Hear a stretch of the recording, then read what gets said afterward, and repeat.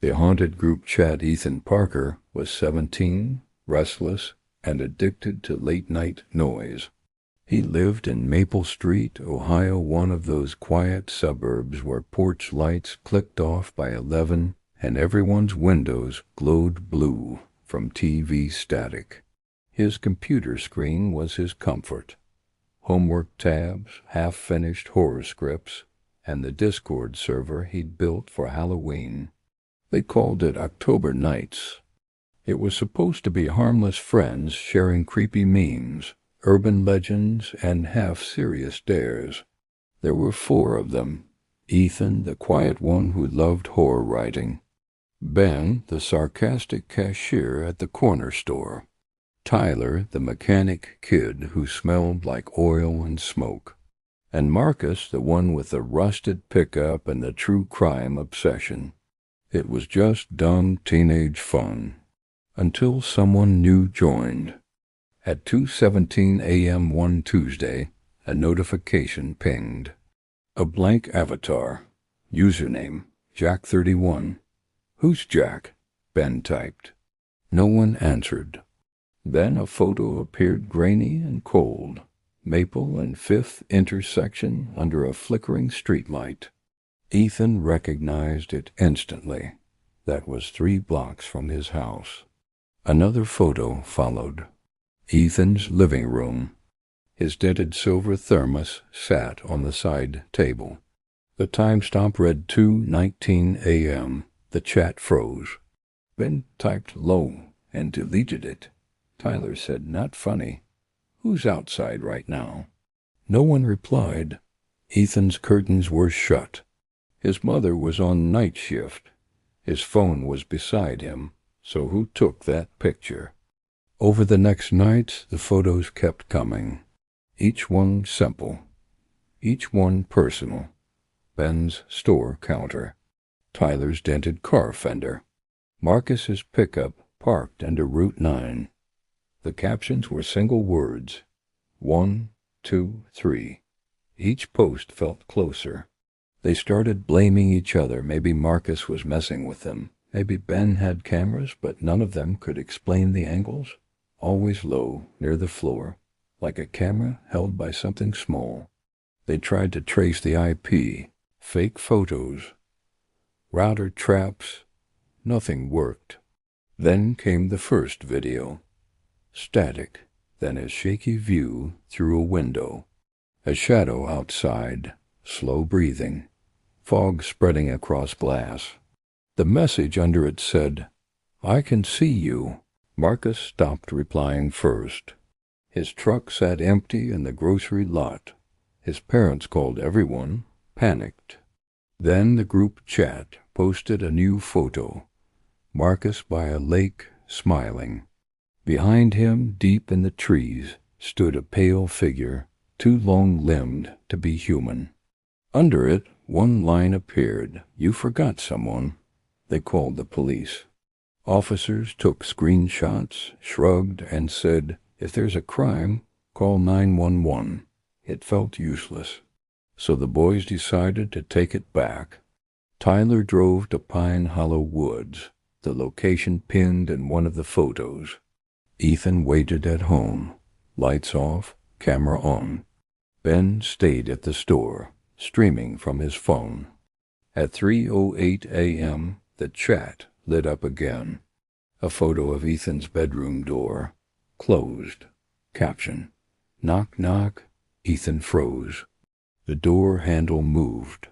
He grabbed his baseball bat, but there was no one. Only silence and the faint smell of soil. Then his phone buzzed. New message from Jack31. Nice swing.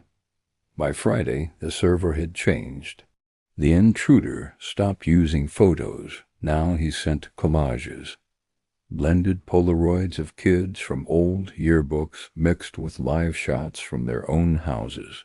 There were numbers scrawled on the corners, 213, 214, 214, like a countdown.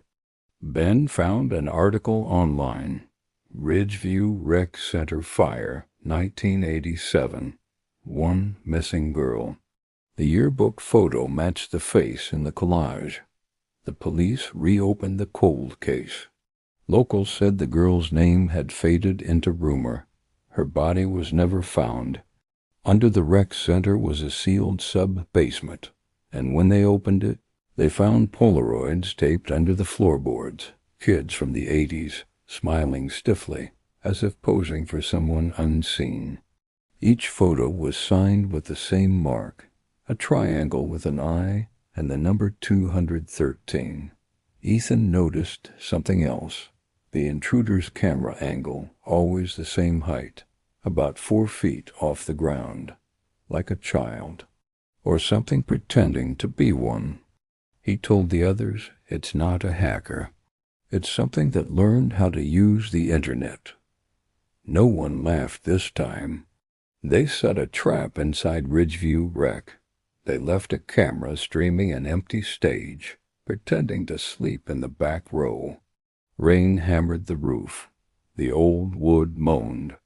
At 2:31 a.m., the live feed flickered someone else was watching. Then, movement. A figure crawled onto the stage, small, crooked, its head tilted too far left, joints bending the wrong way. When the light hit it, the face looked stitched, like skin stretched over paper. The stream glitched. The figure turned to the camera. It smiled, too many teeth, too small to be human, and the chat filled with a single message. Thanks for the show. The screen went white. 3 days later, Marcus reappeared on Route 9. Mud on his jeans. Eyes vacant. He wouldn't talk. He just handed Ethan a handful of Polaroids. In them, they were all on stage, Ethan, Ben, Tyler, standing behind that stitched face figure. But none of them remembered being there. Written on the back of every photo was one word, remember. After that, everything collapsed. Tyler left town. Ben quit the chat. Ethan deleted the server or tried to. But every Halloween, the Discord came back online by itself. Same name, same profile picture. Only one user online, Jack31. Months passed. Ethan tried to move on college, new city, new number. But sometimes at night, he'd hear a faint click-click near his window, like an old camera shutter. Sometimes he'd wake to find Polaroids slid under his door. Grainy shots of his apartment, his reflection, his computer screen showing the chat icon glowing red. He once tried to burn them. They wouldn't catch. The glossy surface bubbled, but didn't blacken, as if whatever printed them refused to die. One October he received a package. No return address. Inside a broken webcam, wires frayed, lens cracked. Taped to it was a note. We never stopped streaming. Ethan's laptop turned on by itself that night. Camera light glowing red. Discord icon blinking. The chat name had changed. Remember 213. He hovered over the icon, trembling. Then it opened on its own. The feed showed his old friends, Ben, Tyler, Marcus, standing in that same rec center, faces frozen in the same wrong smile. Behind them, the stitched figure raised its head, and the screen filled with static. Before it went dark, a final message appeared. You're live. When police checked Ethan's apartment the next morning, his computer was still running. The camera light was off. The Discord window was open, but empty, no messages, no users. Only a single JPEG file remained on the desktop. The file name was 213_remember.jpg. It was a photo of the Ridgeview stage, empty, except for a single child-sized camera lying at center stage, its lens cracked, still pointed at the viewer. And beneath it, faint handwriting, "Thanks for playing.